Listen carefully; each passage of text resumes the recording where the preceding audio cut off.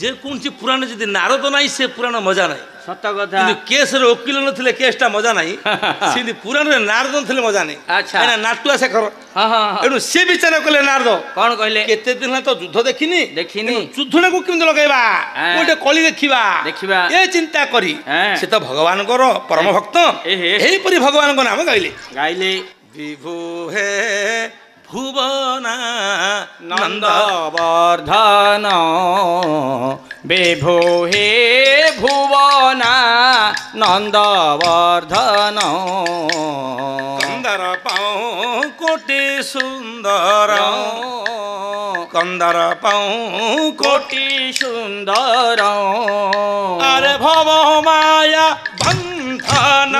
राजू छेदन विभु हे भुवना नंदवर्धन अरे विधि शिवा मोर वृंद वंदित पादे चंद्र निभानन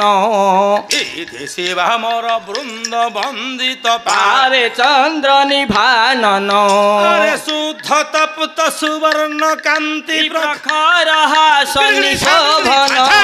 विभु हे भुवना नंदवर्धन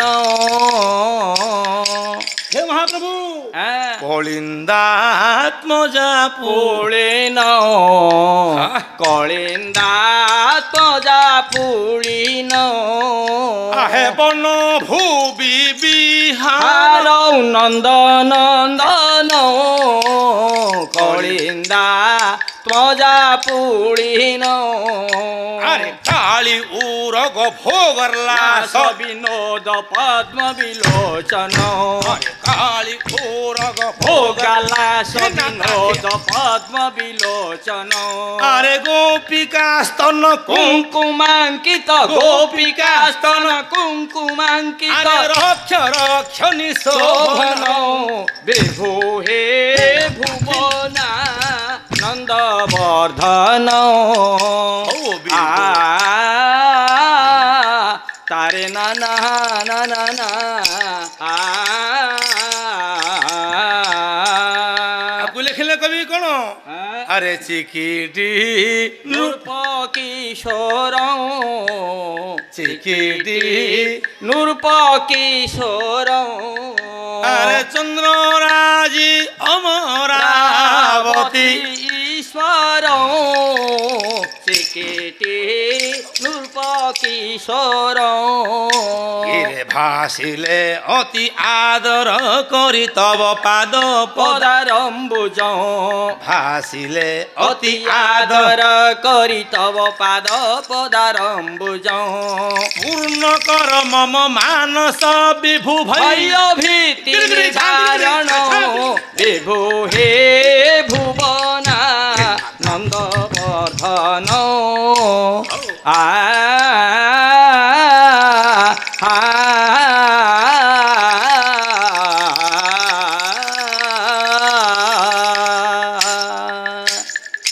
बाबुरे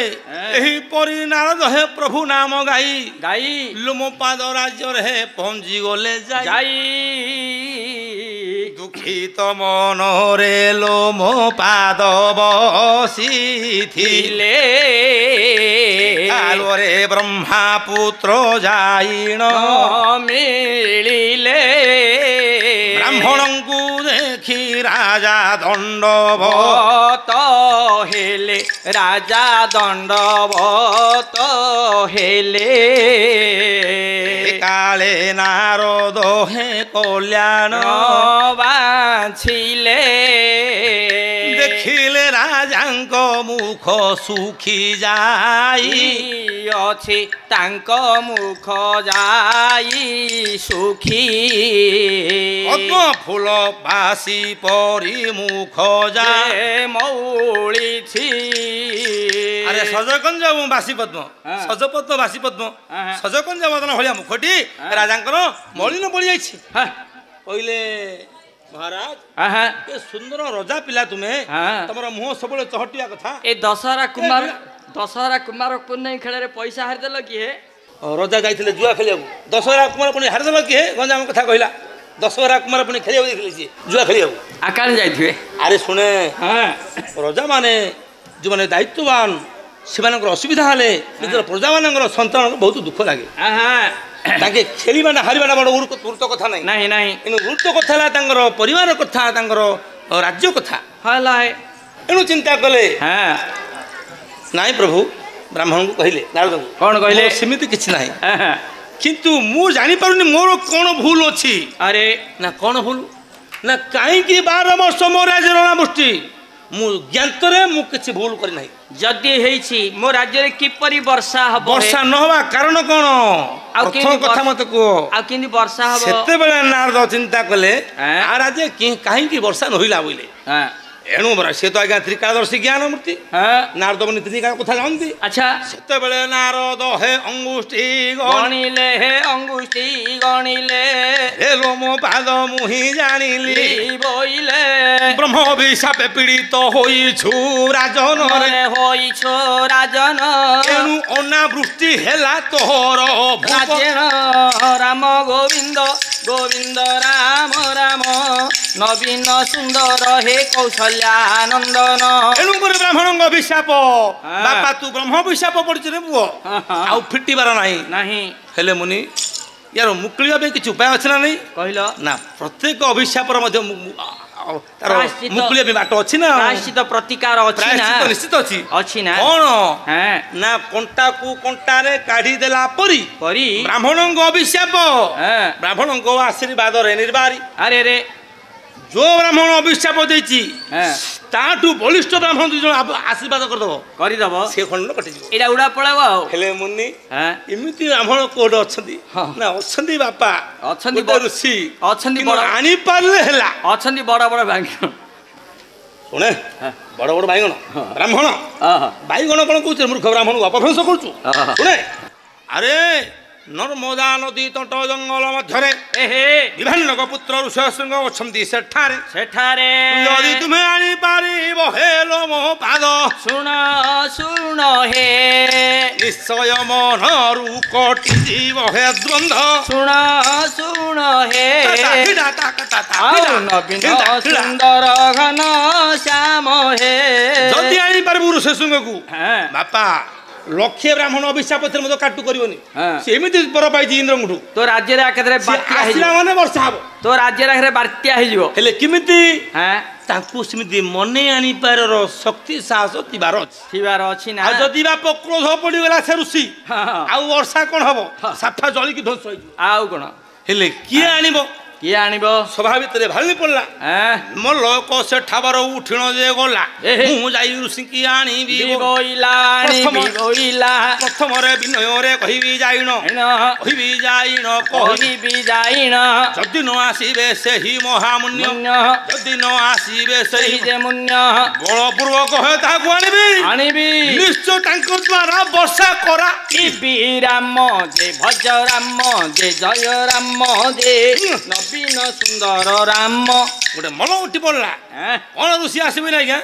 ବହୁତ ବିନୟ କହିବି ନ ଶୁଣିଲେ ତୋଟାକୁ ଧରିବି ଟେକି ନେଇ ଆସିବି ଆଉ ବର୍ଷା କରେ ବୋଲି କହିବି ମାଟୁକୁ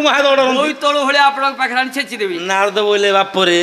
ଏ କଥା ଏ ତାମସ କଥା ଏସବୁ ଋଷିମୁନିଙ୍କ ପାଖରେ ସମ୍ଭବ ନୁହଁ ତାଙ୍କୁ ଧୀର ସ୍ଥିର କାର୍ପଣ୍ୟ ନମ୍ର ଅଧିକ ଅଭିଶାପ ପାଇଯିବୁ ତୁ ବାପା କି ବର୍ଷା କରିବୁ ତୁ ରାଜୁଟାକୁ ଧ୍ୱଂସ ଉଠିବୁ ରହ ତୋ ଦ୍ୱାରା ଏ କାମ ହବ ନାହିଁ ଗୁରୁମାନଙ୍କ ପାଖରେ ତୋ ଦ୍ୱାରା ହବନି ଏବଂ ଋଷିମୁନି ମାନଙ୍କ ପାଖରେ କ୍ରୋଧ ତାମସ ଗୁଣ ଚାଲିବ ନାହିଁ ଏଣୁ ବିନୟ କାର୍ପଣ କିଏ କରିପାରିବ ଆଜ୍ଞା କେହି ବାହାରିଲେନି ରାଜା ବୋଲେ ବଡ଼ ଦୁଃଖ କଥା ଯଦି ଆମେ ପରିଚୟ ପାଇଲେଣି ସ୍ଥାନ ଜାଣିଲେଣି ଅମକ ଋଷି ଆସିଲେ ବର୍ଷା ହବ ତେବେ ମୋ ରାଜ୍ୟରୁ କେହି ଆଣିପାରିବେନି ନହେଲେ ଆମ ରାଜ୍ୟରେ ଝେଣ୍ଡୁରାଜାର କରିବା କିଏ ଆଣିପାରିବା ତ ଉପଯୁକ୍ତ ମୋହର ସୁନା ମୋହର 1000 ସ୍ୱର୍ଣ୍ଣ ମୁଦ୍ରା କରିବା ପ୍ରଦାନ ଯିଏ ଯାଇ ଋଷିଶୃଙ୍ଗକୁ ମନକୁ ପାରିବ ଆଣିଣ ଆଜ୍ଞା ରାଜ୍ୟର ଡେଙ୍ଗୁରା ଦିଆଇଲେ 1000 ସ୍ୱର୍ଣ୍ଣ ମୁଦ୍ରା ପ୍ରଦାନ କରିଯିବ ଯିଏ ଲାଗିରି ଋଷିଙ୍କୁ ଆଣିପାରିବ ଆଣିପାରିବ। ହଁ ଆଜ୍ଞା ରାଜ୍ୟ ସାରା ଦେଖ ଏ ଡେଙ୍ଗୁରା ଦିଆଇଲେ ସୁଜ୍ଞାନ ହେ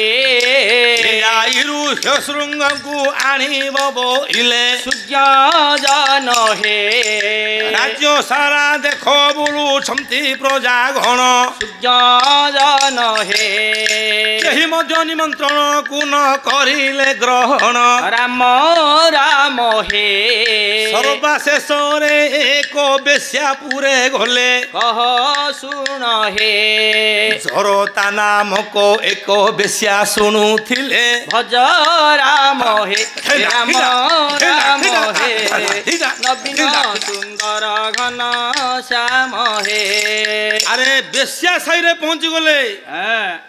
ବିଚାର କଲେ ଏ ସାହିରେ ବୋଧେ କିଏ ରଖିପାରିବେ ପରା ଆଣିପାରିବି ପରା ଆଜ୍ଞା ଜରତା ନାମକ ଗୋଟେ ବେଶ୍ୟା ସେ ଅତ୍ୟନ୍ତ ବୟସ୍କ ଏବଂ ସେ ସାହିରେ ଅନେକ ବେଶ୍ୟା ଅଛନ୍ତି ଅଛନ୍ତି ବେଶ୍ୟା ଚିନ୍ତା କଲା ଇଏ ସମସ୍ତଙ୍କର ଏଡେ ବଡ କାହିଁକିନା ବେଶ୍ୟା ମାନଙ୍କର ଗୁରୁ ହେଲା ଜରତା ଆରେ ରେ ତେଣୁ ବିଚାର କଲା ଜଗତ ମଙ୍ଗଳ ପାଇଁ ମୁଁ ଯଦି ଏଇଟା କାମଟା ନେବି ଦାୟିତ୍ୱ ନେବି ରିକ୍ସ ନେବି ତେଣୁ ମଲେ ମଧ୍ୟ ମୋ ଜୀବନ ଧନ୍ୟ ଧନ୍ୟ ଜଗତ ମଙ୍ଗଳ ପାଇଁ ଯଦି ମୋ ଜୀବନ ଯାଏ ମୁଁ ତ ସହଜେ ବେଶ୍ୟା ମୁଁ କୋଉ ନରକରେ ପଡିବି ମୋର ସ୍ଥାନ ନାହିଁ ମୁଁ ମରିଥିଲେ ହେଲେ ବଞ୍ଚିଛି କିନ୍ତୁ ଭଲ କାମ କରି ଯଦି ମରିଯାଏ ମୋ ଜୀବନ ସତ ଧନ୍ୟ ଏ ମନ୍ତ ବିଚାର କରିଣ ମନେ ସେ ଜବା ଧରି ଯାଇ କରି ଗ୍ରହଣ କଲା ସେହି ଯେ ଅର୍ଘ୍ୟ ସ୍ଥାଳୀ ରାଜାଙ୍କର ନିମନ୍ତ୍ରଣକୁ ମୁହିଁ ରକ୍ଷା କରିଲି ଆଣିବି ବୋଲି ସେ ଋଷିଙ୍କି କହିଦେଉଛି ଖୋଲି କହିଦେଉଛି ଖୋଲି ରାଜାଙ୍କୁ ବାର୍ତ୍ତା ଦିଅ ମୁଁ ଯାଇକରି ବିଶ୍ୱସଙ୍କୁ ଆଣିବି ସୈନ୍ୟମାନେ ଥିଲେ ବୋଇଲେ ବେଶ୍ୟା ଟିକେ ଭାବି ଚିନ୍ତି କଥାଟା କହୁଛୁ ତ ଯଦି ନ ଆଣିପାରିବୁ କଣ ଅବସ୍ଥା ହବ ନା ତମେ ସେ ଚିନ୍ତା କରନା ରାଜାଙ୍କୁ କୁହ ଆମେ କହିଲା ପ୍ରକାରେ ଯଦି କର୍ମ କରିବେ ଆମେ ଟିକଟ ଗଲେ ଫିଲ୍ମ ଦେଖଉଥିଲୁ ତାଙ୍କୁ ବିନା ଟିକଟରେ ଫିଲ୍ମ ଦେଖେଇବୁ